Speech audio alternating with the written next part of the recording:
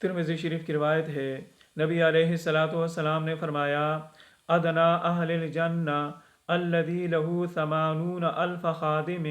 و 72 زوجۃ، سب سے کم درجے کا جنتی وہ ہوگا جس کو 80,000 خادم ملیں گے اور 72 حوریں ملیں گی، اور اس کے لیے جو محل اس کو ملے گا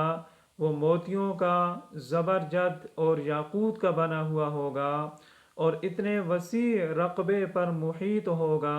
کما بین الجابیۃ الی صنعاء، جتنا کہ جابیہ شام کا شہر اور صنعاء یمن کا شہر، ان کے درمیان جتنا رقبہ ہے، اتنے وسیع رقبے پر وہ محل محیط ہوگا،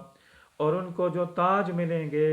ان میں سے ادنا درجے کا موتی مشرق اور مغرب کو چمکائے گا۔